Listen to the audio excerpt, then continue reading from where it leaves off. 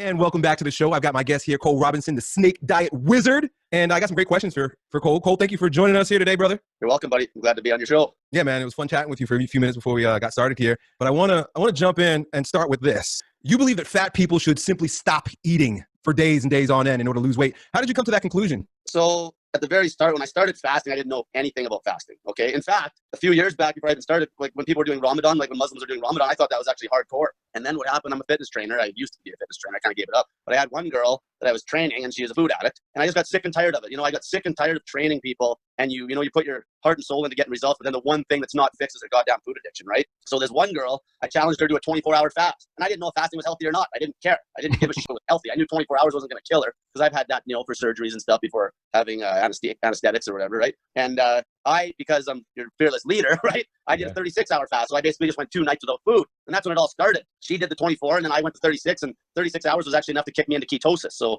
we can get into that a little more later. But basically, if you fast long enough, this isn't a ketogenic diet. You're actually forcing ketosis because you're dumping all the sugar out of your liver, essentially all the liver glycogen, and your body's got to shift. It has no choice. It's got to start burning body fat for fuel. And you use the ketone bodies for energy. So when I did this first fast, I didn't know anything, but I felt it. In the morning, I think I started fasting on a Friday night, and then I woke up Sunday morning.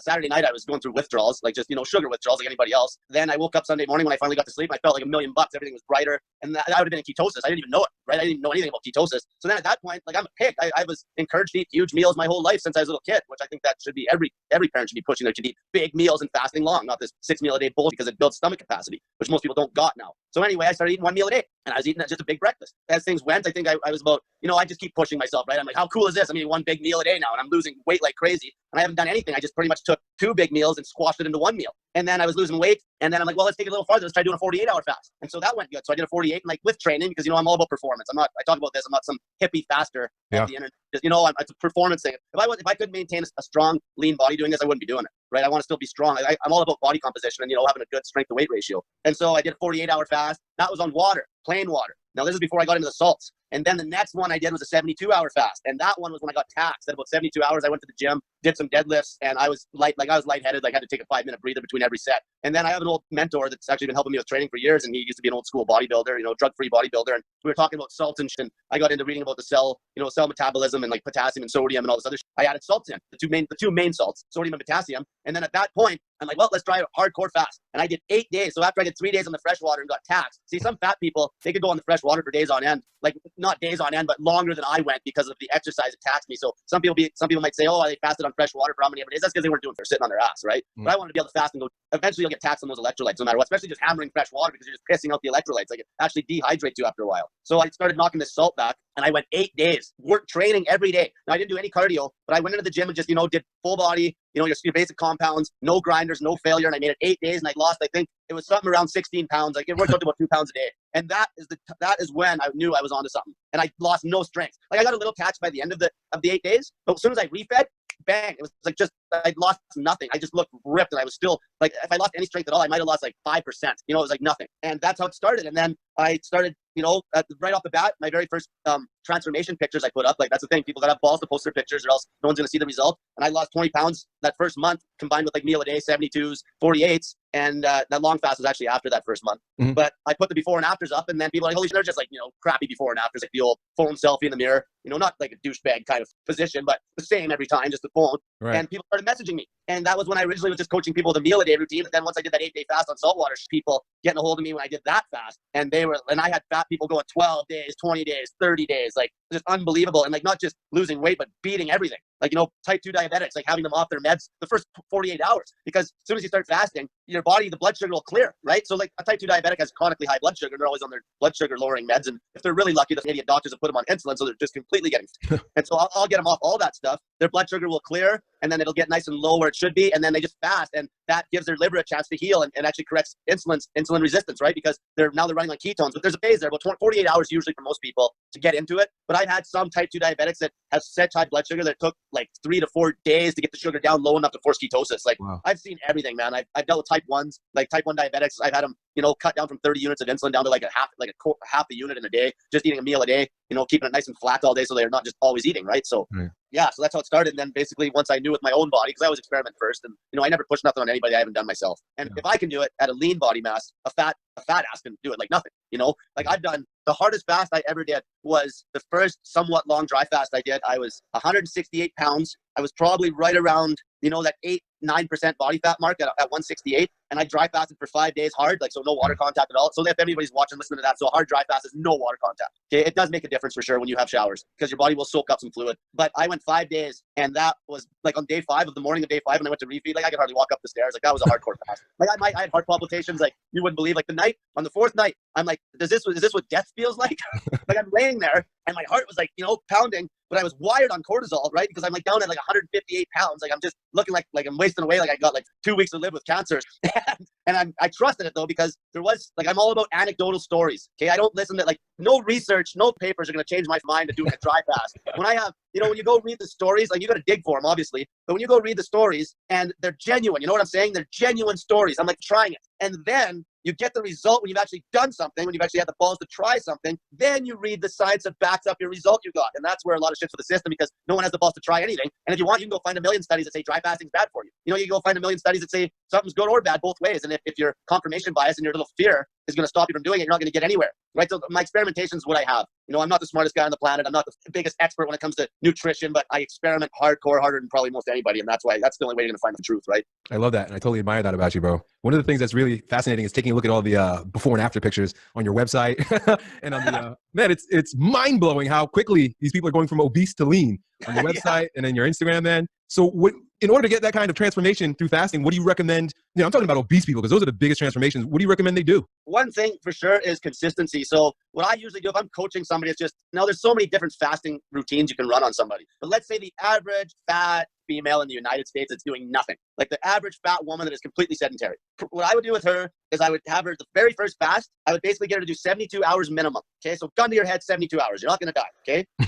And then if she feels good at 72, 96 hours. If she feels good at 96, 120 hours, and so on and so forth until that first fast just finally taxes her. Right off the bat, I make them take pictures. I don't help anybody that hasn't taken pictures because that's a slap in the face they need right off the bat, or else they'll just quit. Okay. So I make them strip down their butt naked, take pictures, put them up on my Snake Diet motivation group in front of 200,000 members. Right. And then it's they don't want to be that person anymore because they just face this huge fear of judgment. Okay. Just this massive embarrassment. I've destroyed my body my whole life. I need to change. This is disgusting. You know what I mean? Yeah. And so then the next step, once they take the pictures, the next step is just breaking their fear of fasting. So that's what I do with that first 72 hours, which is long enough to force ketosis almost every time. But I'll go longer. And if they feel taxed, really getting taxed where the sleep gets really shitty, but a lot of times the sleep might be bad to start, just going through addictions as well. But if they start to have issues, then we'll break the fast. And then at that point, I'll get them to do some sort of a routine that's consistent to actually get in check, because a lot of times what happens is people yo-yo. I've had women fast, 12 days, 20 days, and then they just come off the fast and fill all up. So that's why I love people that actually could do 1 meal a day strict for say a prolonged period of time, because those people are very easy to coach. Because if they've been doing 1 meal a day strict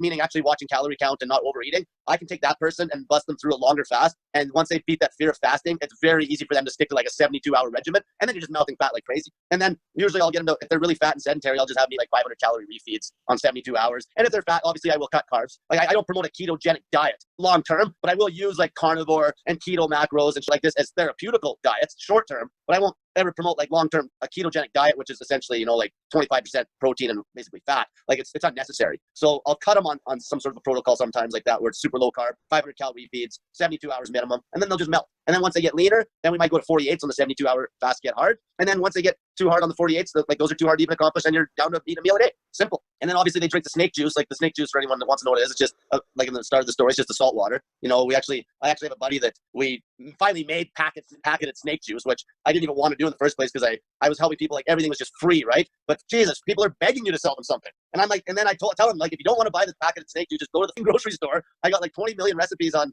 my Snake Diet YouTube channel, and just make it yourself. But a lot of people, so yeah, they can either buy that snake juice off Amazon or go make it themselves right at the store. It's pennies to make, right? And then that's it. You just drink that salt water and lose all the weight. And then a lot of times once people lose all the weight, then I push them to do cardio for sure. I don't want to even coach people that are lazy, that don't want to exercise. So even the fat sedentary woman, I wanted to scrub out some calories doing cardio, right? And then I get into other things like cold showers, dry fasted saunas, which is pretty hardcore. If you want to get some serious autophagy and basically increase your heat shock, you got these things called heat shock proteins in your body, which do all sorts of awesome health. I give you awesome health benefits. But saunas are good, but you got to watch if you're drinking that salt water. You don't want to sweat out too much salt, so you're gonna have to get a little more salt in after. But I'll do dry saunas, where I'll go dry. and I'll be fairly dry, like, a good 20 hours dry, and then I'll sit in the sauna for like 2 hours, and you can feel it.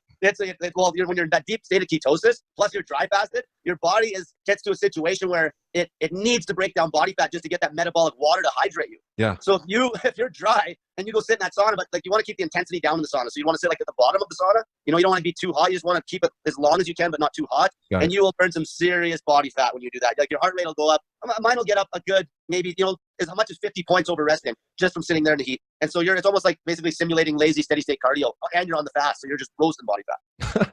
One of my clients just gave me a sauna. I've been using it in my backyard. I just got it a couple days ago, and I'm gonna have to give that a try, man. Is it electric or is it a real one? I gotta plug it in. It's okay. Infrared. Yeah, they work like any of those saunas. Now the infrared sauna, unless I'm mistaken, like I've used an electric sauna before in the past that like was heat. Yeah. But now that infrared sauna, there's not actually like it works a little bit different, almost like with waves, basically, right? So I'm not sure. Yeah, well, I think because I haven't, unless it's the same thing as what I used in the past, I haven't used one of those exactly. But yeah, I just use the old school one, and I go to the rec center where I live here, and I just sit in there in the bathhouse with all these old Chinamen. Yeah.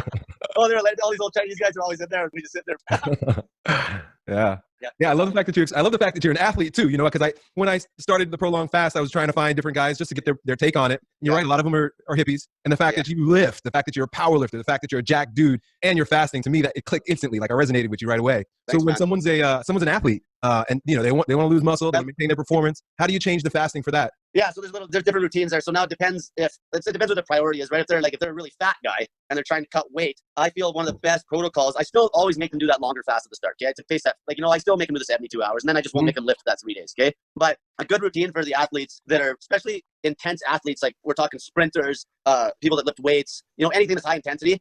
Usually what I've been doing is breakfast only. I've actually been really pushing this again. I went away from eating at night. I've done a whole bunch of research now on circadian rhythms, and with my own experience, I had to go back to a morning refeeding routine because I was doing 48s recently, and then I realized, what the am I doing eating at night? And it just felt better. And that's exactly what I was doing when I started fasting, was eating breakfast in the morning. So essentially that's what I have them do. They eat a breakfast and watch a calorie count. And depending how tight they want to get with the calories, they eat it a little closer to their workout. So I actually have a fella right now, like my same mentor, that was one thing, like he's done everything, and he's cutting for worlds right now. He's actually in the masters division in worlds. I think he's 47 now. And he was cutting, normally you'd cut on like a meal a day and eat strict 0 carb. And then you might have like this carb loading refeed on like say Sunday, but that was not optimal. You can cut for sure and keep most of your strength, but it's not as good as eating breakfast and eating carbs every day. And then because it's all about the intensity in the gym, because as soon as you eat that little bit of carb, intensity in the gym is what counts. People don't understand that you do not need to eat a meal after you work out. You already have enough amino acids in your system and everything from that morning meal that you are in recovery right away. And I proved it the other day. I did some blood testing. I've done lots of blood testing experiments, right? And I ate a breakfast that was probably maintenance calories, and 12 hours later, my blood sugars were still like a full point higher. So if we're talking blood sugars measured in millimoles per liter, my fasted blood sugars at 12 hours would normally be probably about 4.1. And if I'm really fasted at 24 hours, like in ketosis fasted, I'd be like mid 3s. And my blood sugar 12 hours after eating that meal, after training, was like 5.2. So you're still you're anabolic all day. It's unbelievable. Like as soon as you eat them, it's always better to front load your food. You're anabolic all day long. And then all you do is you drink some salt water, go to bed on like basically an empty stomach, but you're not even hungry anyway, because it depends on how much you ate in the morning. But you go to bed on an empty stomach, and you wake up, and right before you wake up, about 2 hours before you wake up, your body temperature will actually increase, and your metabolism increases, and your cortisol is high when you wake up, and your insulin sensitivity is at its peak. And that is exactly when you should be eating your breakfast. Exactly when you should be eating. If you're eating 1 meal a day on a cut, if you're an athlete, that's exactly when you should be eating it. And then throughout the day, your alertness and everything's excellent. And then as nighttime comes, melatonin will increase again. So it decreases in the morning when you're about to wake up, because melatonin makes you sleepy. And then it'll increase right before you go to bed, and that'll make you sleepy again before bed. And your body cools down naturally. If everything's on point, like with your circadian rhythm, most people, like if they work shift work, and you need light, right? You need the light patterns to be like consistent every day. So anyway, you would go to sleep, empty stomach, you're burning pure body fat at night then. You're not, why would you load up food at night, right? It doesn't make any sense. It's like you're dumping food on a tiny little fire when you could be dumping food on this massive fire in the morning. Because I did an analogy about this. Let's say if you had like a huge fire on one side of you, and on the other side you had like this little candle burning, okay? So if you had like a barrel of diesel, and you dump it on the big fire, which would represent how you are in the morning, like with your metabolism being cranked in the morning, you dump that big barrel of diesel on that big fire, and it's gonna burn. Like you're gonna burn it up. That's the calories, like that's your food, right? Now if you dump that big barrel of diesel on that little flame at night, because your metabolism's taking a dive at night, you're gonna spill diesel everywhere. That represents fat storage, right? You're not gonna burn much. And yeah, when you wake up in the morning fasted, you try to train the next day, you are gonna burn some fat that got stashed. But the number one thing is your intensity. Like in comparison, it's not even comparable. We're talking like 20% more strength if you ate a nice big breakfast compared to eating the same meal at night after you train. Like fasted meaning like, you know, a good 16 hours later or so on is just not optimal. Like if you ate a huge breakfast and you're trying to eat maintenance, like say a guy like you, if you were just going like every day was the same, a nice big breakfast, like well-rounded, like, you know, fat, protein count, maybe about a gram per pound of your body weight, and then carbs to make up the rest of the calories and maybe, you know, 120 grams of fat or something. It doesn't have to be perfect. Just eat breakfast. Well, what'll happen is your strength when you go to train will just be through the roof compared to if you would have been eating the night before and you went into that workout fasted. So then your intensity is way down. So then on a cut, you're never going to maintain as much muscle mass. You're not going to be even near as muscle sparing if your intensity is dropping off the face of the earth, if that makes sense. Yeah, it absolutely does. What do you recommend for people who train in the morning? So now that obviously training in the morning, number one, isn't optimal. If it's performance work, like lifting, like I have a buddy who made the Olympics, and I believe it was 2007 in the 100-meter. And he told me that he used to do practice at like, I think it was like 9 a.m. And so they had to get up at 5 a.m., which wasn't optimal. They tried to get food in before that. So his coach told them that don't even show up for practice unless you are awake by 5 a.m. because it takes a good 4 hours for your muscles to really wake up. Like you're never as strong in the morning as you are at night. So, but if it's absolutely, now if you're doing long distance running, it's a whole other story, right? Now, if they absolutely had to weight train in the morning, like sumo wrestlers train in the morning. Now they're not really weight training, but it's more cardio for them, but it is explosive, but they have an excuse for that. I'll get into that real quick. I learned a lot from sumo wrestlers. Even though they're fat asses, I learned a lot of them. But if somebody had to absolutely train right when they woke up, then you have really no choice but to eat the evening before. But if I had to make a decision when to eat the evening before, I would definitely eat and give myself at least a good 4 hours to digest the food before bed. Because going to bed, like at least be like in your day still, you know what I mean? Like don't be winding down and then eat. Like be like still kind of at least at the tail end of the day where you're still kind of revved up, like dinner time basically, if you had to. Now sumo wrestlers, their excuse is they're force feeding so bad that for one, they can pull that off because they're just force feeding so much foot. Like they eat that Chenko soup, right? And they're force feeding so bad that they can get up in the morning and they got energy, but also they have no choice because if they force fed all that food earlier in the day and then they try to do their workout at night, they just have way too much food in their system. And like, that's not going to be optimal for their training, right? So they pretty much have to train fasted. And that's another, if somebody wants to bulk, like you got the rare person out there that's trying to actually fatten up, that is one time where if they really want to gain weight, like fast, that's when I would train fasted. The next day I would train like maybe 4 hours after waking up and then use the whole rest of the day to just eat. Okay. But we're talking about weight loss. I've done that for experiments. Like I did an experiment where I gained like 35 pounds in like 6 weeks. And then that was the routine I was on. I actually would train fasted. I would go straight to McDonald's and I'd eat like $50 worth of McDonald's. And then I'd go home and have a nap. And I'd get up and like eat a whole bunch of dates. I gained weight quick because I could eat a lot. And then I did a 15-day fast to show people I could lose 35 pounds in 15 days after I gained it. Yeah. And then I actually did 10 days on the salt water for that fast and then 5 days dry and I cut 35 pounds. But there's one thing for sure. When you gain it that quick, everyone's got like a body fat set point. And if you're fat for a long time, when you're losing weight, you got to like kind of crush through that plateau because your body's naturally going to try to kind of stay at that old set point. So you got to that's another important reason why you don't want people to yo-yo fast and gain weight back all the time because you need to try to stay down there. Like you've lost quite a bit of weight, eh? Mm-hmm. Yeah, when I started the prolonged fasting in November, it's probably around 220. Yeah. And then on April 10th, my birthday, I was 168. Yeah, you look pretty good, man. Like it feels so good to be light. Like I don't care what anybody says. So I agree. Like, yeah, so what I was getting at there, so I cut that weight, but that body fat set point. So the longer you're at this weight you're at, also the longer you can train at that lighter weight, your body will get used to it. And what'll happen is your calorie count, your maintenance calorie count will even increase. So let's say, for example, does that make sense? Because your body starts to get used to being there. So going back to that body fat set point, what happened, I was gaining all that weight for that experiment I did with the 15 days to cut all that weight. Your body, I find my body has about a 20-pound swing where I can swing about 20 pounds and feel really good. So let's say when I'm really lean, I'd be like maybe about 165. And then on the heavy end, I'd be maybe, if I got up to about 185, I'd still feel quite like really good. And it's really hard for me to actually gain weight past 185 if I'm eating one meal a day. Like as much food as I can eat in a meal, it's very hard for me to actually crack 185 unless I start stretching out that eating window, right? But it's interesting, when I get over 185 and I'm forcing food like that, I start to get some chest pressure. Like, yeah. I'm like, oh, I don't know if I got up as heavy as 206 from I was like a 70. 6 weeks later, I'm 206, and my heart, I'm like, this ain't, like I was gonna try to go up to 220, and I'm like, I don't know if I should. I might drop dead of a heart attack. Yeah. Do you know what that is? Because I've had the same experience. Oh, when you're gaining weight? Mm-hmm. Yeah. I believe, well, obviously it's going to be pressure just from getting fat. Yeah. Like obviously you're going to generate some fat around your organs, but one thing for sure, when you're talking about that swing that you have, like your body fat set point, you got like this place where you swing back and forth, and it's really easy to kind of swing in there. Mm-hmm. When you start to force your body to get fat at a very fast rate, when you're trying to get past that set point, like for me, it's about 185. That is exactly when your triglyceride levels will start really climbing. Your blood triglyceride levels, and that is exactly what makes you that's the worst thing in the world. Like that's exactly how you get a fatty liver. People that pound way too much fructose in their diet, and fasting obviously counterbalances a lot of sugar very well. But even with the fasting, if you're pounding crazy amounts of fructose, your liver can only store about 100 grams of glycogen from the fructose. So anything over and above that, if you're a pop addict or drinking all these energy drinks, your blood fats are going to go through the roof. Like your blood triglycerides will go through the roof, and then that's exactly what causes fatty liver syndrome, and that's what kills you. because your body can only take so much. But when you fast, it's amazing what you can get away with because you're giving your liver and all your organs a break for like 22 hours a day, right? Mm-hmm. So fasting's unbelievable. Like I did an experiment where I ate McDonald's for 30 days straight for and it was one meal a day at 11 a.m. I had a cameraman come with me and everything. And I ate basically maintenance calories. I dodged like all the sugary. I just ate pretty much the burgers. I ate those salads, which is after hindsight was a complete waste of money. Those salads, there's no potassium in them. It was just a waste of money. But I ate 3 double quarter pounders with cheese. And then I was making up the calorie difference with those cheap peanut butters. And I'd weigh myself every morning. And if I was losing weight too quick, I'd crank the peanut butters up because I'd get those for free. And at the end of the month, like don't get me wrong, this sustained for a long period of time. I guarantee I would have been low on some sort of micros eventually. Yeah. But in the month, my strength was like excellent. And my inflammation markers were like non-existent. Like they couldn't like C-reactive protein is one marker that people should get tested. And that's like a blatant sign of inflammation issues. And in Canada where I live, they don't even do that blood test. Like it's ridiculous. That's one of the numbers you should, like blood sugar, triglycerides, that C-reactive protein number. Like those are the most important ones you should get checked. A lot of the other stuff is just a symptom of a bad lifestyle, Mm-hmm. Cholesterol matters to a point, but not if you're eating lower carb and you're fasting. I've had my cholesterol so high that I skipped my doctor, in fact, before, and I felt great. It's kind of a bunch of bullshit. Like the cholesterol, it's like cholesterol is a myth. Mm-hmm. What the real problem is, too much sugar causes inflammation, which causes like small lesions in your arteries, and insulin spikes all the time. That's one of the worst things in the world is spiking your insulin all day with small meals. And then the cholesterol and the calcium come along to try to actually heal the lesion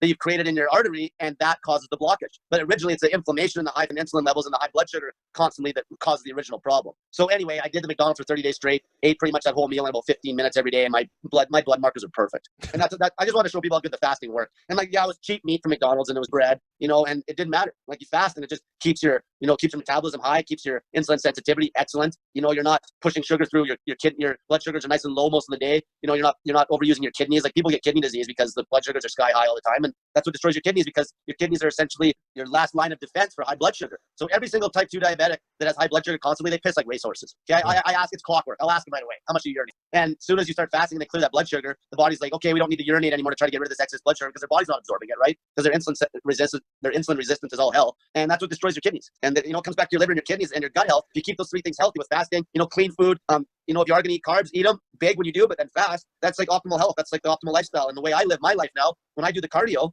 I'll go do that fasted cardio right in the morning when I'm just kind of simulating that hunting situation of a hunter-gatherer. Because I believe now, I think a lot of people are on this too. I'll explain about the hunter-gatherers. A lot of people thought that they'd kill an animal, eat at night, go to sleep. That's bullshit. There's no way they would have killed the animal late in the evening and then ate it and then slept for 8 hours. Did you grow up out in the country at all, or are you from the city? I'm from Long Island, so the suburbs. Okay, well, I grew up out in the bush, right? Wow. So when I used to go to work, even when I was working in the patch, like I used to work in the oil and gas industry, the deer and the animals were like thicker than thieves when we used to drive to work. Like I remember when I first had my first job, I was actually going up to work with my dad because I was a summer student at this gas plant when I was really young. And I'm talking like before sunup, there's so many deer in the goddamn ditches, like you had to drive like 10 miles an hour so you didn't hit one, which makes sense, right? So that dawned on me the one day. I'm like, we don't hunt at midday. The most animals are out in the morning. And then they would have woke up, cortisol was cranked, they were alert, and these people would have been like professional hunters. It would have been a joke for them to go kill an animal within an hour and a half, skin the thing and eat it. That's what would have really happened. That makes perfect sense. But people think that they would have hunted at night. It just doesn't make any sense because hunting at night would have been dangerous for one, because there would have been other predators trying to steal like an open cut of meat, where in the daytime makes sense. And if they ate a lot of food now, they might have had a little siesta after they ate the food. So maybe they were up at 5 a.m., 4 a.m., right when there's light, but the sun's not up. Plus, it's illegal to even hunt. Like I got a hold of one of my family relatives because I couldn't remember the rules on hunting because I wanted to really dig into this. I'm like, this makes sense. And he said you can't even hunt 2 hours before sunup because it's illegal. Like the Indians were doing it for years because if you can go, basically it's like shooting fish in a barrel, right? And that makes sense. So like these hunter-gatherers, they would have killed something early in the morning, ate the animal, and breakfast means anywhere is like first half of the day really, like maybe 10 a.m. 1. It's just eating early, like that one meal early in the day, right? Mm-hmm.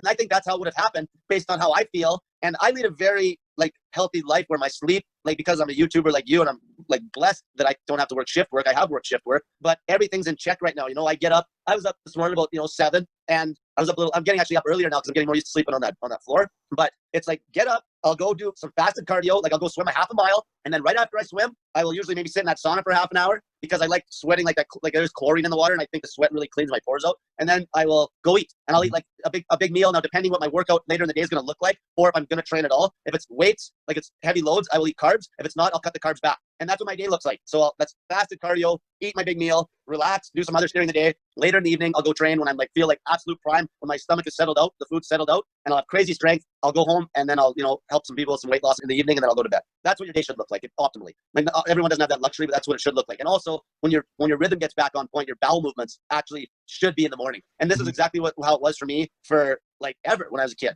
Yeah. It was always like eat big in the morning, take a massive. It was perfect, and then you're good to go for the rest of the day. But people keep trying to reinvent the wheel, and then diet gets to be so much like a religion. Like nobody wants to like change their ways. Like even these carnivore people, like I've experimented with strict carnivore, but I won't use that diet long term. It's way too restricted in like the hormetic effect. Like you know what hormesis is? Yeah, like good stress. Yeah. So like basically, if you cut everything and you're just eating the meat, you're not going to get like there's toxins in fruit and vegetables. Okay, there is, but that can be a good stressor, and there is value in that. So if somebody's trying to eat carnivore just because they're getting brainwashed by the carnivore religion, or the same with keto, trying to completely cut carbs, you're missing out on a ton of fasting is a blanket. Everyone can fast. And a lot of the problem is a lot of these people are using diet to lose weight when they just need to stop eating. Like, that's how keto got so popular, because people were losing weight on keto because naturally if you keep your body in a fat burning state all the time, you are going to burn some more body fat. But why don't you eat keto when you can have natural ketosis just by not eating anything? Especially if you're that fat sedentary woman. It doesn't make any sense. And then they come to me because they're plateauing on their keto. That's the problem, because a lot of these keto people be like, well, you don't even have to count calories. Like, yeah, you got to count calories. Like if you eat 5 packs of bacon for breakfast, trust me, you're not going to lose any weight. Like there's actually people, you know what I mean? Yeah. But yeah, a lot of these, and then the carnivore guys, you got them, because now I will use carnivore and people have stomach problems sometimes. And I have made some rotten meat. Like I got some liver in the closet that's like 7 months old. Like, and even that, like how many people are eating rotten meat on the internet? There's a few guys, and it's just, I trust those guys. Like, yeah, they ate it and didn't die. So I cut some up and got it rotten. I'm like, I'm still alive, right? Yeah. A lot of your clients have like diseases. I watched some of your videos where you talk about guys with cancer and AIDS. How does fasting help people that have those kind of problems? I've helped a lot of people with cancer, and essentially like fasting combined with obviously cutting sugar, like these are like those well-known ways to kill cancer cells. Like a lot of people are just confused on what cancer even is. Like because the mainstream medical system and doctors always have to name everything. Right. So as soon as they put a name on something, it's like, oh, it's serious. Everybody's producing cancer cells at any given time. Like you are, I am. They're mutated cells. Your stem cells will produce some tough cells, and your immune system's strong and mine's strong. Like from fasting and eating clean food, your body will just kill those things. But when you get older, or if you're a child with a fucked up immune system from crazy amounts of shots or immunizations or whatever, we can get into that. I got haters on that too. Oh, yeah. But if you were born up for some reason, maybe your mom was a drunk or some fat drunk when she had you, and now you got autoimmune issues at birth. You can get develop cancer at that point because you're just weak. Okay? It's just a weak immune system. Essentially, will lead to cancer buildup. You should say, like where it starts to turn into something, where it actually starts to turn into a tumor, right? And as soon as you start fasting, you starve the shit out of it. And there's other protocols, like right away you definitely want your pH high in your body. So like I'll have people pound baking soda.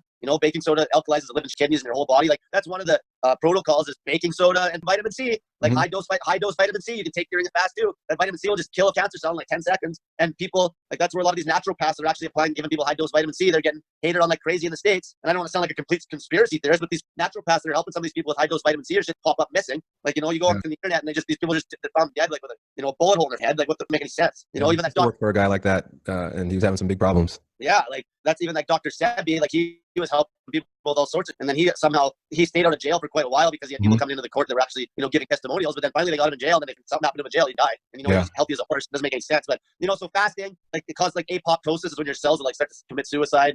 And obviously there's people that have actually beat cancer. That's when I would use a keto diet. That's a therapy. The original ketogenic diet was actually 5% protein and basically straight fat. It got manipulated to this 25% protein diet because all these people seeing that you could lose weight, but it was really a therapeutical diet they were using for epileptics, even type 1 diabetics and cancer patients. And then it became this 20% protein diet, which really was never, that's not a real ketogenic eating. I don't like saying the word diet because then people just think about the food because I promote a fasting focused lifestyle. So let's say ketogenic macro routine. So you'd still be fasting, but you'd be refeeding on keto macros. Let's say if a guy had cancer or something, does that make sense? Yeah. Yeah. So, and obviously you want to keep the sugar down because there's no doubt that cancer will chew on sugar. Right. And then obviously if you want to completely just avoid cancer, you fast. You fast your whole life and you avoid sugar and you avoid stress and you quit your fucking day job that's killing you and you stop worrying about money and you start sleeping on the floor on yoga mats and you drive a piece of car. That's one of the biggest problems, Elliott, is just the lifestyle that people have been brainwashed into, buying all this.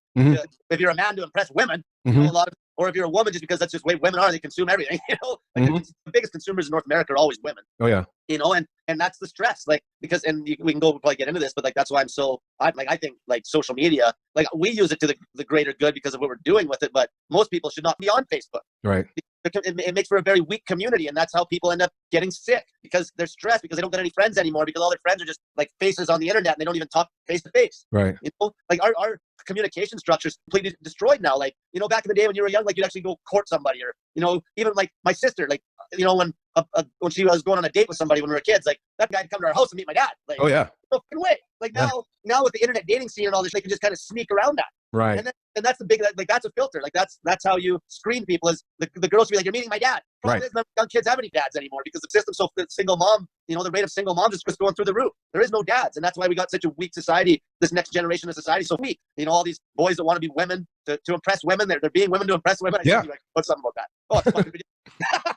Yeah. You know, like it's just, and that's our society where this new group, like I'm lucky enough, you're maybe a little bit older than me. I'm 37. 40. Yeah. So I'm just lucky enough that I was in that time frame where I still, like, especially the way I grew up out in the country. Yeah. No, we were on our own. Like, it's like after we ate, it's like, go play. I mean, my buddy would go to shooting guns and, you know, like climbing trees and like doing stuff. And now these kids, they're just in their house playing video games and watching porn.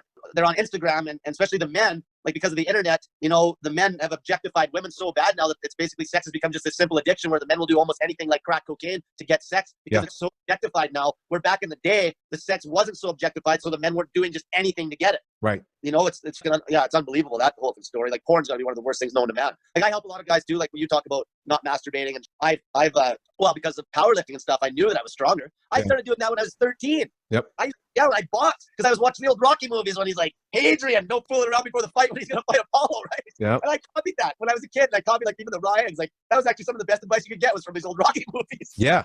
Right? Yep, and and like, that's, you know, so I have guys that are definitely porn addicts, and women too, crazy porn addicts, some of the women that get a hold of me. Really? And it's unbelievable. And it's the women, though, they can just keep on, you know, rubbing their, because it ain't like a guy where he has a nap after he ejaculate. Right. Go until it's raw. Like I had a girl told me, like, it was just ridiculous how much she was masturbating. It was unbelievable. But yeah, so a lot of people, you know, this whole NoFap thing. Right. I know you spoke about that. Like, I got some thoughts on that where, you know, some of these guys are almost doing that for the wrong reason. They're like doing it to try to actually still get laid. Oh, okay. Like, yeah, they're like, oh, if you don't jerk off, women will find you more attractive. Like, that's the wrong reasons. Like, that's not the point. Yeah. So when I was doing it to, like, be stronger and have better workouts and use my time more wisely and feel better and get better sleep. And so one thing that I have people do, a friend of mine that I've been mentoring for a long time, he had lots of troubles with porn, and we even tried money. Like, he gave me $500, and and we were going 30 days. Like, I went 43 days one time, but I realized it's not about going as long as you can. It's about actually treating it like fasting. Right. So with him, he gave me $500. First, he tried once, made it like 20 some days, and then he wanted to quit doing it so much because he's just doing it too much. He gave me $500. He's like, hey, you don't give me this money back if I don't make the 30 days. He cracked earlier. He didn't even care about the $500. He was a young kid. He didn't even have $500 to spend, and I didn't give his money back either. And then I realized maybe we should more treat it like fasting, because when you're young, what happens is you got high testosterone. Even when you're my age, I got crazy high testosterone just from the lifestyle, you know.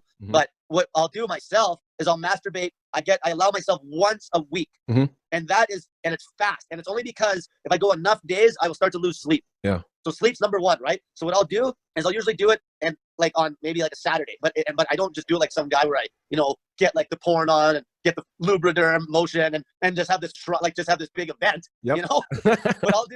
what I'll do is you do it quick. Like you just get it out. So you just do it as fast. Like you actually, like, if there's people watching they want to try this, like, get your stopwatch and try to jerk off as fast as you can. And don't let those old mental pictures of even girls that you've had sex with in the past get you dead. Like, I'll literally just do it. I'll literally do it as fast as I can. Like, if I can do it like 15 seconds, it's perfect. Right? So it's not for fun; it's for utility. Yeah, I just get it out and get my fucking sleep. Yep, I love it. Yeah, so it's like almost like fasting, right? It's like intermittent jerking off, you could call it, or whatever. Yeah, just do it because you got to do it. Exactly, and then it's done, and then you sleep good, and then, you know, you'll, like, based on my clock, usually 7 days. It's getting, like, usually if I can feel it, like it's just it gets so built up that you just gotta, like, once a week, and then you'll just be, so these no-fap guys that are grinding, it's almost like those people that do the long fast. I'd rather see them stick to 72s and get there. Yeah. You know, we're here to lose weight and get healthy. I don't give a, it's not a fasting contest. I don't care if you fast 100 days, if you're just going to relapse back to your bullshit. Yeah. See, it's the same idea. It's like, I'd rather see them do 72-hour fast consistently, count their food, and get to their goal. And it's the same with these no-fap guys when they're just grinding out this long period with no masturbation for like 50, 60, or however long. You know, some guys probably made it 6 months. And it's like, it ends up taxing them in a sense, like, mentally, because they're losing sleep. A lot of them, right? Now, some of them, you know, it depends how bad the testosterone levels are so low now. Right. All these young boys now, like the way, like with the vegan diet and all this bullshit, their test levels are rock bottom. Like, if you know how much easier it is for them not to jerk off. Like, the test levels, if you go back, like, however, like my dad's generation, the test levels are through the roof. Yeah. Because they're working stiffs, eating meat. And now it's like just video games and all this electronic pollution to your brain. cocaine and porn and vegan diets, and like the test levels are low. Yeah. And we just have like a bunch of pussies. Like you just see it, and you see how the young, and that's why we're talking about men getting weak. Like, Yep. you know, and that's what the problem is, that we have the society's full of weak men, and they're just not standing up to anything. And then basically these women are just basically allowed to just run around like children, basically, and like openly hypergamous because of this. Yep. You've got a video titled "Fat Gross Women Are a Product of Weak Men." Yeah. Like that's kind of what we're talking about. What do you mean by this? Well, so basically, naturally, men are supposed to be leaders, right? Women aren't leaders. They're not leaders. So as soon as you have no leader in the man, the woman will just go fucking haywire. Right. And the thing, and coming from like haywire in the way of like just completely destroying her body, like they'll just destroy themselves. It's unbelievable. I see this firsthand. This is why it's probably similar to you. It's funny how your old purpose was like, you know, strength and stuff, and you're probably helping a lot of young guys, and you probably started to see the patterns. Mm-hmm. I seen the patterns with weight loss. I seen it's like, what the these women becoming? Why are they getting so fat? Right. Like women are way fatter than men. Like men are fat. Like there's some fat men, but the women, it's this, the obesity epidemic amongst the women is disgusting. And plus, fat men can still work a job. Like some of these women are so fat they can't even walk. Like I've seen a lot of women in those electric go-karts, man. Mm-hmm. And so the women are a product of weak. The fat gross women are a product of weak men because the men aren't standing up. Right. And they're not putting the women in line. Like a lot of women hate me when I say it. It's like having like North America needs a dad. Right. Okay. There's no dad, and the man would have been like the dad. And the little boy would be like their little boy or little girl. The child is like the woman, and they look to the dad for leadership. But when they have no leadership, you might as well just let that kid go loose in a candy store. And like with women, with women with being able to like use sex to attract guys, like, and it's open like this now. So like, you know about open hypergamy versus just hypergamy. Well, hypergamy is like that idea where, you know, women will tend to like monkey branch and like go for the bigger, better deal. But back in the day when men had some strength, that was kind of behind the scenes happening. It wasn't like now where that agenda, like the feminist agenda, is making a situation where open hypergamy is basically becoming like socially accepted. Oh yeah. So like it's okay for like a woman to go 40 guys. Yeah. You know, and that's the problem, because then you get single moms, no dad, nobody calling her a fat pig to keep her in line. She's got these kids, her pair bonding mechanisms completely destroyed, because women aren't like men that way. Men could still like have sex with a lot of women and it won't psychologically come up like that. Porn's up men really bad, but having sex with multiple girls won't actually come man up so bad, because, you know, that's our whole thing, trying to spread as much seed as we can. Like that's our sexual strategy, is like unlimited access to unlimited women, right? Where women, their sexual strategy is open hypergamy. So now you get a situation because of feminism, because the legal system's hooked up and basically it's completely gynocentric towards women. Men can't do anything anyway. So when a man actually tries to act masculine in North America, he gets fried over the coals for it. Right. So that's the other problem. So it's like the men up in the higher status men that like make the laws, and it's actually where the problem's got to be started first. Because like guys like me and you, like we can enlighten people on this, but there's always, like, say if a guy makes a law up like way up top in the legal system, like if maybe his wife's like some fat feminist, that's gonna have a pretty big effect on if he passes a law or not, right? Like, right. And so that's like the big problem, that the women have no leaders, and the men that's the problem. The women have no leaders. You know, a lot of women will be like, I don't need a man, or they're not leaders. If you threw a bunch of women on an island by themselves, they could die in a month. You know, because they wouldn't be, they're just not rational enough. They wouldn't be able to take care of themselves. They don't have the skills like men, and like they have skills with other stuff. You know, like, you know, they're amazing for having babies and raising babies, and they calm down situations. Like it's that yin and yang thing. Right. But like men on an island be building houses and everything with them, you know, and they get along better too. I always talk about that with that tribal, like men get along.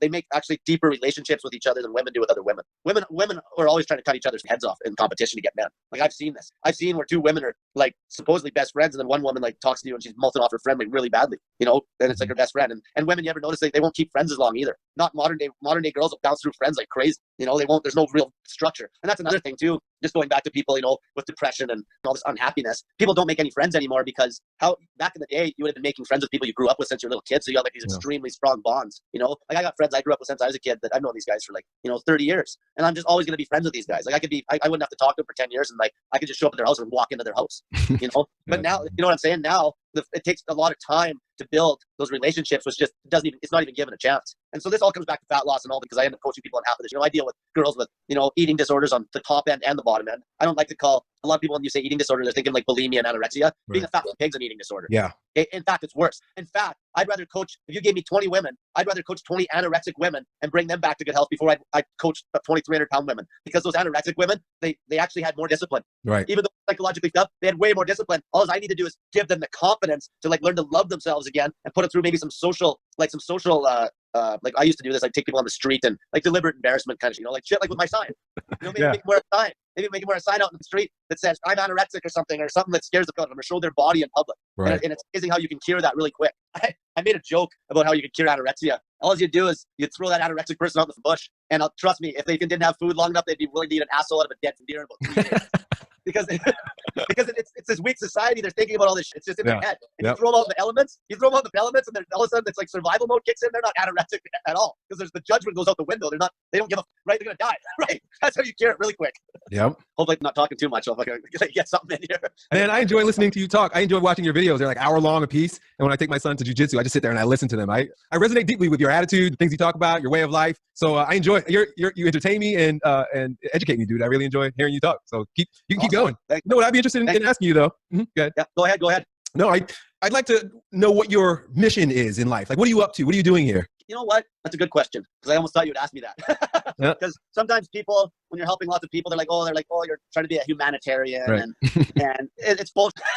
Everybody is in this for self-interest. Okay, so originally, like, I get a lot of gratitude. I get a lot of I get those warm and fuzzies when I do help people and I see them lose weight. But in the end, it actually helps my health. It helps me by helping others. Yeah. So because I help others with fasting, I do these experiments, and then I like to it actually helps me be a better person. Which in the end, that actually should be your main goal. It's not so much about trying to help the world become a better place. Okay, right. It's about being the best version of yourself, and helping people and having that strong purpose really creates that. Some even like with yourself, it's like you even fasting now and see other people are going to copy you and they're going to do it, but you were originally doing it for yourself, really. Right. You know what I'm saying? And so there's always, in the end, I want to feel good. I want to be healthy. I like communicating with people. I want to be able to get out of bed and not have any pain. When I'm like 70, I want to always be taking risks. I never want to get stagnant in life. I don't want to be scared. I never want to live in fear ever. Okay. I love triggering people too. I love triggering these whiners. I guess that's fun for me. The best thing that I'm doing right now, other than working on my own health and such, is when I get these children's fat loss results, man. Those trigger the fuck out of these poor pigs. They can't even, these women, they can't, they just lose their heads. When I take a kid that's 10 years old and he loses 30 pounds in 3 months, the kid lost 25% of his body weight in 3 months. And if a 10-year-old kid can do it, what the f is wrong with our damn society? See, right. I love children, and I'm paying these kids, So I'm paying the parent. I gave that kid $500. Really? Yeah, I'm paying for it. That's what I'm doing. Because then the system can't with you. Because I don't charge any money. I make money on YouTube, which half of my videos are demonetized anyway. I make some money. And then I make money on that snake juice when people buy it. And I make money on donations on YouTube. But other than that, all my help's been free for the last 2.5 years. I had no job. I actually took a big risk. I used to make a lot of money in the oil and gas industry. And I threw it to the curb just to do this. And I lived very, very simple. And that's another reason I had to live minimalistically. I didn't have any money. So these kids, though, I know that there's no way that most parents would get their kids fasting. So I use money. Yeah. Because they can't go, they can't say no to money. Right. Okay, they can't. Now the problem is the system so up some of these parents, and a lot of the parents that get their kids fasting, obviously they're sending me their pictures too. I just don't want some mom fasting her kid when she's not even doing the diet, right? So these women and dads are already doing it. And so then I pay them for the transformation. It's like the rules are, they got to lose, their gut has to be flat and they can't have any overhang. Right. So that kid you see, actually, I want him to actually cut a little bit more. But he's pretty close to where he should be. He's pretty young. So no overhang on the front of the gut, no love handles. That's the rule. And then I get the transformation with the testimonial and I give them $500 Canadian. Because then they catch with you. That's why people hate me. Because I'm literally paying people to lose weight. And everybody else is so greedy. They're charging. It's like, what do I charge for? I'm telling people to stop eating, you fat pig, and drink salt water. There's nothing to charge. Right. Yeah. And I think you're spot on, because if anybody wanted to come after you, I guess they wouldn't have much to grasp onto because you're not charging. And not just that, they can't do. I thought about this so many times. They'd have to basically put a gun to my head, because the way I live my lifestyle, I have so many people I'd help for free. I could live till the day I die with no money. I could live, and I could live in a nice house with somebody that I've coached all over the world, man. Hawaii, you name it. It doesn't even matter. I could live till the day I die and have food supplied for me, whatever I need. And I already live such a minimal life. I don't need a bunch. And they would have to take care of me to stop what I'm doing. They can't stop this, right? Because I just, when you help people for free for that long, it just comes back to you. And that's where a lot of people don't understand. They always ask me, I have so many people come to me trying to make money off of me. And they're like, oh, I got this marketing idea for you. Like, serious? Oh, you want to take a lesson in marketing? Do what I'm doing. I help people for free. And they do pay me. They pay me with their shame. They pay me with those transformation results going on the internet. But I've had people, I had a girl one time offer me $5,000 to coach her for a month, but she did not want to put up those pictures. And I'm like, nope, keep your $5,000. I want your fat ass up in my damn group. Because you know what? I learned the hard way. Because I did charge for about a month.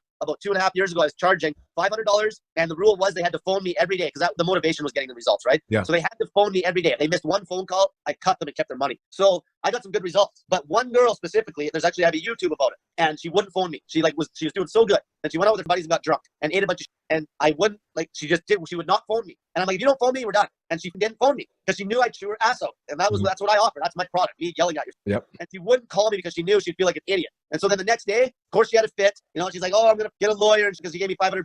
And I'm like, and then I'm not worried about any of that, but like, I don't want this situation. I don't want this girl to have this bad taste in her mouth. And I don't want to keep her 500. Like, I don't want it to be like that. Right. Because that doesn't give you a good reputation. So I had to think of something where I could still get some value out of this girl and give her money back. So then I messaged her and like, okay, here's the deal. You got to make me a YouTube video because I wanted to give her some, like, teach her something. I want to teach her a lesson, like, no free, right? I'm not just giving you your money back. And I'm going to get something out of this. So I'm like, you make me a YouTube video and you tell everybody how you fit this up. Like a real video. If you're like you, and she explained the whole thing on the video, how she fit up and how she was in it for straight vanity reasons and all this other shit. And I gave her back her $500 and I got a wicked ass YouTube video out of it. And I called it How I Failed the Snake Diet. Nice. You see how I rolled that up, right? Like that was, right. Yeah, that's when I stopped. I told myself after that point, I'd never charge anybody ever again for one-on-one coaching. They can give me donations if they want, but I would never charge because that was the model. That was the business model, was just taking that risk and helping people for free and getting the transformation pictures and just having faith that it would just blow up, which is exactly what it was doing. Yeah, clearly. And I want to congratulate you on almost being at 100,000 followers on YouTube, man. Thanks, man. Yeah, I peeped it yesterday. Go ahead. Yeah, I just say I peeped it yesterday and you were at 99,000 something. So hopefully, those who are watching this video, go subscribe to Cole's channel and help him hit that 6-figure mark. Yeah, and if people want to look at a bunch of the transformations, like it's Snake Diet on Facebook, but my business page, they can check stuff out. But Instagram's got me shadow banned. Really? How do you know that you're shadow banned? Because I had a whole bunch of people message me, and when they go to search me, I'm not there. So, really? So you have to type in my whole name. You have to type in my whole name to basically, if that even shows you my profile, and that's where there's a ton of transformations on that with stories and even what people were doing. Yeah, I get blocked all the time. Like I've probably only been on Facebook for 6 months out of the year. Like I get blocked for stuff like it's just basically fat loss stuff. Just like stuff that you think would just be able to go up. It's really? Crazy. Do they give you a reason why? Do you know why Instagram shadow banned you? No, and they made me pull. They pulled down a couple of my little video clip posts where I was just ranting. Yeah, man, I have issues with social media. I've been blocked. I've been blocked on YouTube for making live videos, for 3 months, for 3 full months. Yeah, I can't even really post on Facebook now. I got to be very careful on Facebook, though. And the thing is, I don't even really care, but I coach a lot of people through Facebook Messenger. So if they block me on Facebook, I can't talk to, because I don't text people, right? Like you see, like I always send voice memos, right? Like I can't, try motivating a fat ass with text. It's like typing it, like stop eating, you fat pig, in text. Yeah. Like, how the fat to motivate them? Like, you can see I got women that actually message me and they're just like yell at me. They're like telling me to yell at them. Hey, fatty. They're like, stop eating, you fat, disgusting swine. Like, they like want it. They can't get enough of it. And the people that love me, they get results. Yeah. The people that hate me, they don't get results. Right. It's just like with you got actually quite a cult following. I like that because it's like so like people use that word cult in a bad way, but anybody that has a good cult following is like actually doing a lot more good because because you're polarizing, right? Because I'll commend you too. Like you had some balls to post my side on your Facebook page, man. They banned it. Oh, I got hate.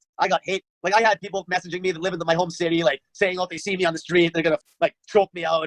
And that's another thing too about social media. How social media lets a lot of opinions be heard that should be heard. Right. Yeah. Like you're in real. If social media didn't exist, a lot of these especially these feminist women, a lot of these opinions you wouldn't even hear them. Now these opinions actually create a problem. Like some of these women were saying, "Oh, if I seen you, I'd punch you in the face." Yeah. I dare you. Like, you know what I'm saying? Like some of these women, it's getting to the point now, like a woman comes up and hits you, you better have a camera there because you'll go to jail if you even lay a hand on her, right? Right. So like it's just people just talk and talk. And what social media is doing is I feel it makes people very angry because when you can get like a little spat over social media with somebody you didn't even know, and all of a sudden you'll lose sleep that night. Like that's how bad it's getting, where people have that kind of anxiety. Like I'm so mad. Like, and I use that. Yeah. Sadly, I use that. I troll the fuck out of people to get my word out. Yeah. But luckily, deep down, I know that my word helps people. Yep. Okay. But like a lot of people, they'll get hating on each other, and then they just go to bed angry. Yeah. Like that, social media just creates hate, and it creates a massive amount of sociopaths because no one cares about anybody anymore. Right. Like they don't genuinely care. Like you see this where now it's getting really bad, man. Where you got a situation where now you'll have some guy getting beat up in the street, and people will just walk past. That would like even I don't know. Remember that story years ago where that guy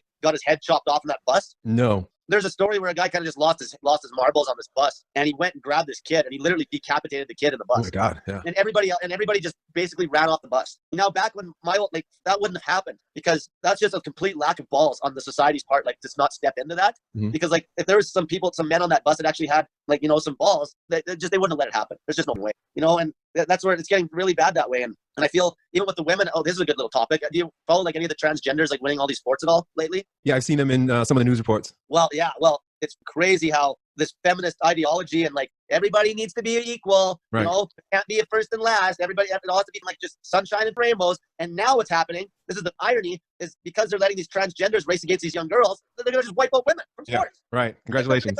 The women are the ones that wanted this thing, and now the women, like, talk about liberation. They're just going to wipe women right out of sports, and because they're too scared to put the cap on the 1% to save the 99%. Right. See, that's the whole problem with this whole thing is you got like the minority speaks loud, and they're getting what they want. Like, not everybody can win. Right. And now you're gonna have a situation if this keeps going the way it does. They did pull 100% raw. I actually compete in 100% raw powerlifting. This boy, basically beat all the records in the one women's weightlifting class. Yep. And they pulled the medals. They actually manned up fucking medals. I saw which that. I was really glad to see. I'm like, well, they did it, because it's getting to the point now where they almost wouldn't pull the medals. Like, I think in Cincinnati, I was reading about there's actually an equality bill or something, and that was the one where it's getting. And I think that was the one with the track. Maybe I'm wrong, but 2 track athletes, both of them won. The other girls knew they're going to win. It's like, and they're and 2 girls didn't make it to the next level of competition because these 2 transgenders basically mopped everything up in the running. Right? It's unreal. Yeah, it seems like a joke almost. Oh, it is. And then the thing is, it is a joke, and like people, like, they don't see this. Right. But it's going to bite them in the ass so bad, because eventually, if it kept going the way it's going to, I don't think it will. I think the brakes will get put on this sooner than later. Just I agree. Even us having these kinds of conversations. Mm-hmm. But if it kept going this way, and this is what happens when you let women into places of power. Yeah, it's the organizations and individuals that got to stand up. Like, look at what happened to the Boy Scouts. Yeah. Oh, yeah. What do they call it? Like, in like what? Just People Scouts now or something? Like, Yeah, well, it's not the Boy Scouts because there are women there. Yeah, that's right. So did they even change the name from boy to something else? I think they call themselves Scouts now. Okay. But it's good to see when people fight back. Like the Mormon Church was very involved with the Boy Scouts. I mean, they would send all their boys there, and they pulled out, and that was like the end of the Scouts. Actually, I watched one of your videos there when what's his name again? He wrote the book Rational Man. Oh, Rollo Tomasi. Yeah, Roland. Yeah, Roland. That's his name. Rollo. Yeah, him. Like, he's old school pickup guy from like way back, right? Mm-hmm. But he had a good point when he's talking about the religion. See, now when we're talking about men being leaders and women actually being, when women are submissive, everyone gets along better. Yeah. Like, as soon as a woman's fighting with a man, the man has zero respect for that. Zero. But he had a good point talking about the church. Like, the old religions would actually keep that hypergamous nature in check. Right. But now there's more women of power in these religious environments, and they're almost going like completely away from what the religion was. Like, if you let that go another 10 years, like whatever, all the religions will just be completely rewritten. Right. And that's what's happening. And religion, that's one good thing about religion was that, religion kept a good family structure. Right. And it was very hard to get a divorce. And now women fought for that divorce right. Like, now they can just get a divorce. But here's what the brutal part though is with all this red pill. Men are catching on. Some men get red pilled in a bad way. Like, I get, they'll help a girl and get a false rape charge, end up in maximum security prison for 2 months is what happened to this one guy. Yep. It was like assault charge. He just helped the woman fix her car and did nothing. The man had it on camera. Yep. And anyway, but this is where it gets scary for the women, because these guys are getting so red pilled that if the men, basically the women are burning it down so bad with the men that if the men, like, as a whole completely disconnect, then the women then there's no one there anymore for the women, because technically it's these weak men that are even making feminism possible, right? Right. It's interesting how many weak men are the ones that fight back when I make videos that are red pill related. It's usually because they're just pussy addicts, and they're just white knight kissing these feminist women's asses, and because they're trying to get laid. It all just comes back to them trying to get laid. And the funniest part is these women don't want those guys. These women want an alpha male that's got a set of balls. They don't want that guy. That guy's he's just going to be like this orbiting guy, just orbiting around. He ain't going to get nothing, and these guys will learn the hard way, because then that exact guy that thinks he's doing all this great for these women that are basically just stomping all over him, he's going to learn his lesson the hard way, the real hard way. And that's why, go ahead. So what do you think about MGTOW? I mean, you seem like a monk. I know you're a minimalist in many different ways. You seem like a MGTOW kind of guy. Well, what happens, one thing about MGTOW is as soon as you put a label on somebody, I don't really like that, because a lot of MGTOW guys are just kind of in a state where they're just kind of hating on women right now, and they aren't really like, a guy that's really red pilled is still gonna he's not gonna hate women. He's still gonna love women for what they are. He's just gonna understand their nature. He's gonna understand that like they're not just princess off of Disney movie. Right. That's the thing. So a lot of these, when you throw that MGTOW label on there's a lot of MGTOW guys that are like, basically, like some of these MGTOW guys say, they're like literally one blowjob away from going back to the plantation. Like, it's like they're actually trying to go MGTOW to still get laid. Oh, interesting. It's like they're like, oh, if I go MGTOW, then these women will see that I don't want them, and so they're very close to just going back to being whipped. So like me, this just happened with purpose, because I was like a little whore for quite a while, and really learned human nature. I was in the whole pickup thing. I used to actually teach it. In fact, I was doing it with old ladies too. I was taking old women out to meet men and everything. It was crazy. They were paying me. I was pretending I was their nephew, and we'd go to Canadian Tire, and I'd go chat up some old guy for like a woman that I was with, and just hook him up, and get him off the internet dating scene.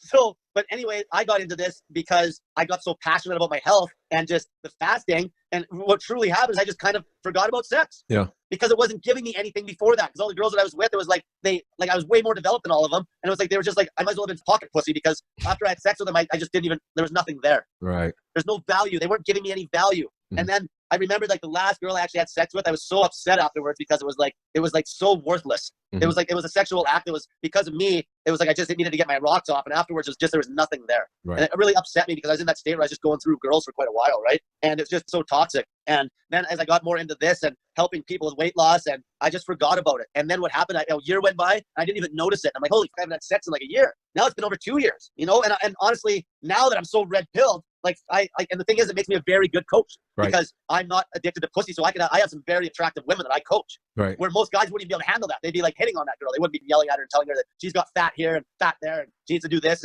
And like you're talking to these attractive women about their bowel movements and all this. Yep. That's what makes me such a good coach, is because at this point, I didn't force celibacy. It just sort of happened because my passion got so high. Right. And that's it. And then, so now as far as the future with me and women, I know that any girl that I'd ever meet that would come into my life, period, is going to be a girl that I've coached. She's going to be a girl that leads the exact same lifestyle as me. Right. Or else I'm not going to be attracted to her. Like if she drinks alcohol, does drugs, does it fast, you know, if she doesn't do all this, she's not going to complement my life. She's not going to make me a better person. And like, you know, it's even like women hate this, but like, you know, a traditional woman actually, they know how to cook. Like that would complement my life if I didn't have to go to the grocery store and she did that for me. And then she made me dinner. And then the trade-off is obviously she wants a masculinity in her life and maybe I'm helping her with weight loss. Then that saves me time. Okay, that's something, but I don't give a fuck if a girl is making $500,000 a year. I don't give a fuck about that. I want some, like as a man, I need her to have something that's going to make me a better person, which would be things like making my life less stressful, like handling some of the errands so I can sleep better. You know, not taking away from my sleep, not making me lose sleep at night because she's off at the bar gallivanting around, chatting up 20 other guys. Right. You know, I want my health to be better. So that's what I'm always thinking about. It's like, how can I make my health better? And that the woman that's going to make my health better is going to be a very traditional woman. And as far as because of the legal system and because the court system caters to women so bad in North America, like you're married and you've been married for like since you were a kid, eh? Or your wife is young, right? Yeah, we started dating since we were 14. See, that's cool. Yeah, traditional. We have a traditional marriage. She's a traditional wife. See, that's awesome. And like the thing is, in North America now, like that doesn't exist. In fact, any guy right now that's getting married in 2019 to a woman in North America, 99% of the time, that guy is a lunatic to even engage in that contract. There's nothing in it for him. You'd have to move overseas or somewhere if you were looking for a traditional woman. And the main thing is, like, I like kids. There's no doubt. I do like kids. And I probably have kids. Problem is, they can take my kids away from me. Because isn't that what it's all about, to have kids, to be a good parent, to raise your kids so they love you, so that when you get older, your kids will take care of you. It's like the best investment you could ever make. But if the woman can just buy and just take your kids, then it's useless. Because that's the only reason I would ever engage with a woman in a long-term relationship is basically to still have kids. Right. But if she can just take them away, then it's pointless. Because I've beaten sex. Like I go the rest of my life and not have sex ever again. I've beaten that. There's other things of value though, like you said, if they can somehow give value back. And that's why when you're an extremely developed male and you're past looks and you have a traditional wife, and like I've already not had sex for 2 years. So if I had a woman in my life that I wasn't even having sex with, that was completing some of those roles that I said might better my life, then that would be a very good thing. Yeah. Right. So then that makes a situation where if your wife does get old and loses her looks and like her youth and beauty, if she can still give you those things that are going to make your life better, like lowering your stress level, that woman's got value. Yep. You know, where now if it's just about sex, and like that's the thing, like men have objectified women so bad. Instagram's the biggest show on the damn planet right now. Young girls, you know, you throw up one picture of skin if you're a young girl, you got 20 million cocks hitting you in the face for days. Yep. You know what I mean? Like women, and that's another thing about women, they can't control that. No, they can't control it. And I agree with you that it's up to men. We have to take our power back by not needing the sex. Yeah. That's right. That's right. And it takes a lot of work. And it's very hard if you don't have a passion. Like if you're practicing no fap or celibacy, if you don't have a real passion on the side, like even you're you know, like it really, when you made a MGTOW video quite a while ago and I seen that and I was like, he's getting red pilled like this. And then my buddy that I mentor, my little buddy, he's seen that video and he's like, Elliott, am I going to hold you one of these days to video talk? Yeah. Well, here we are. I've been following you since you had I'm pretty sure you had less than 50,000 subscribers. Wow. Yeah, I'm an OG, man. Like way back. I used to work in a gas plant, working shift work, and I'd watch, because you were one of the main, you're pretty much one of the only fitness guys really back then, one of the main fitness guys. And I'd watch your videos at night. And that's actually back then I was watching some pickup videos too, like way back. Yep. And actually there's one video I still use of yours. It was an old deadlift tutorial where you had the broomstick along the person's back. You wanted to touch their head, their shoulder blades, and basically their tailbone. And that's the best, that's an excellent setup. And I remember that was like the way, because everyone wants up that deadlift, right? Yeah. That was a really good video. Simple as shit. You can deadlift, right? Yeah. Yep. Yeah. Thanks, man. Yeah. A lot of people still refer to that. You were saying 100,000 subscribers. It for you, it just kind of blew up after a while, and you handle the hate really good. You know, you handle the hate, and that's why you're special compared to a lot of people. Because even me, that's probably almost like my superpower is that I can handle the worst hate. Yeah. You know, like these women. When I put that sign out in the street, I had radio stations even bringing me up. You know, there's gyms that I can't go to now. And it's like, really? But I've had guys come up to me because I had a friend sneak me into one of the gyms because he works there, and the one manager wasn't there, and she banned me. And there was 2 guys in there this one afternoon, and they come up to me like, "You're that guy with the sign, and you're on YouTube, and they're like, we gotta get our picture with you, man."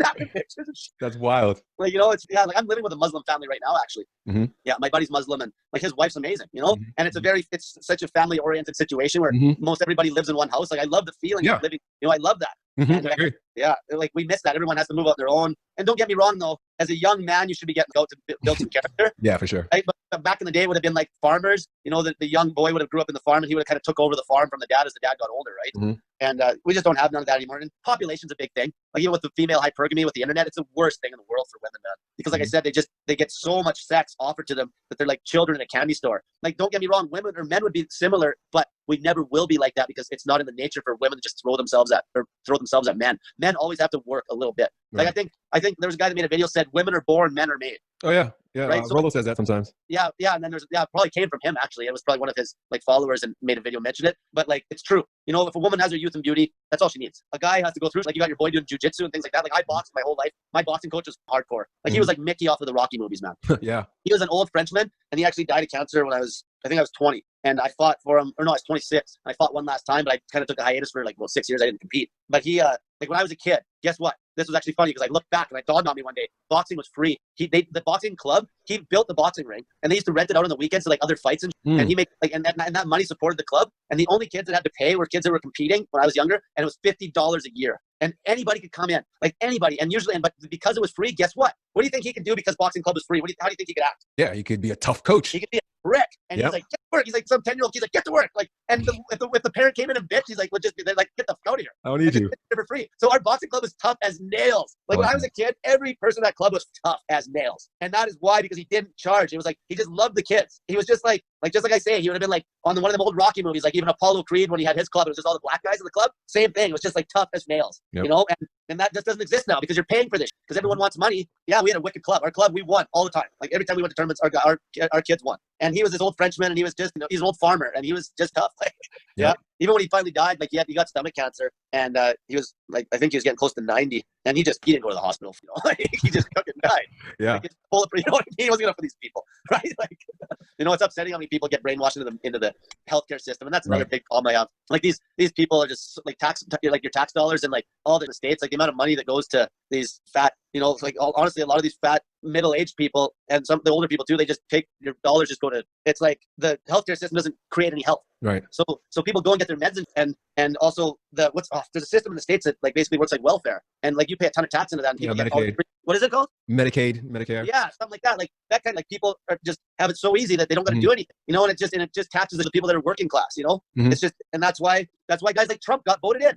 Like, you know, I knew Trump was going to win that election before it even happened. Anybody that didn't see it, because if you look behind the scenes and you're watching some of the guys on YouTube and you've seen the crowd showing up to see Trump, no matter what was happening, no matter what was happening on mainstream media, I'm like, Trump's going to mop this, like, he's going to win. You know, and like that's what. And Trump, you want to talk about a cult following? Yeah. Half of the United States is Trump's cult. Yeah. Because it's like a 50-50 split, right? And like, you can't even go out in public wearing like a mega hat. Like, I got a mega hat. I might wear it on a YouTube one night.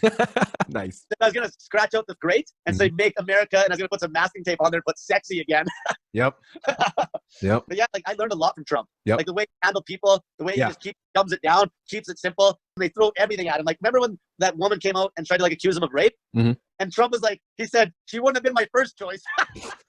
Yep. Like, Trump's a boss, and like people, that's like, he's like trying to be dad, you know? Yep. Yeah, I love it, man. I really enjoy him. He taught me a lot too, just watching the way he performs, man. Exactly. He always keeps it he always sticks to his main points. You know, the main points. Like, he's real. Like, you learn so much from Trump, the way he marketed himself and create that polarization. Yeah, man. Like, I help a lot of fat people, that's for sure. And I'm gonna be continuing on, and I really do want to attack the childhood obesity epidemic, though. That's my main goal. And also I coach so many people over voice memo now via like Instagram, and I'm probably going to try doing like a massive group coaching thing just on YouTube Live. Wow. So instead of like just to use my time better, maybe, I don't know what I'm going to do yet. I was thinking maybe do one whole hour every night where I just do a Q&A every night, just to give people a motivation every night. And then it saves me talking all day to like just one-on-ones. There's a lot of people that help one-on-one. Once they do put up accountability pictures, and they go MIA a lot, right? Like, people look at my Instagram and they see this crazy amount of results, but honestly, that should be like 1,000 for the amount of time I put in. So I got to use my time a little bit better, and I might just start using YouTube as this massive coaching platform where I just like talk for an hour every single night. So when people are doing like a long fast, I'll always look forward to this 1 hour talk every night to keep me going. You know?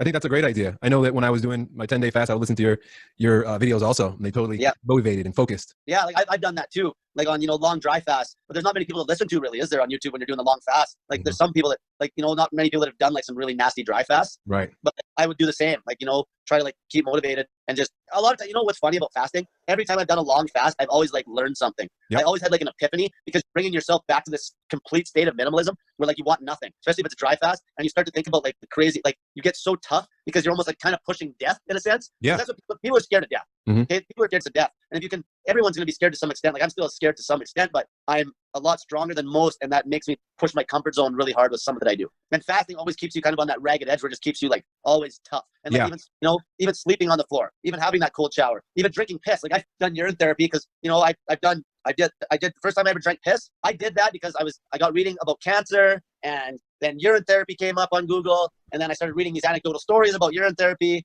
And then of course I'm like, okay, well, I can't be a pussy. I got to at least try this. Right. And I remember driving home the one night from the gym. I just got done training people, and I was like, I guess I'm going to try this. Right. And I wasn't scared to drink the urine. What scared me was when I looked in the mirror, I was like, how far am I going nuts? Like, Start questioning yourself, huh? Yeah. Am I getting too crazy? Is this too radical? Yeah. Because there wasn't very many people doing urine therapy at all at the time I started doing it. And it kind of I made it a little more mainstream because it's unreal for your skin, man. It's unbelievable for a lot of things, especially once you research what your kidneys actually do, how they're just basically your kidneys essentially are just mineral regulators. Your urine's clean, Mm-hmm. right?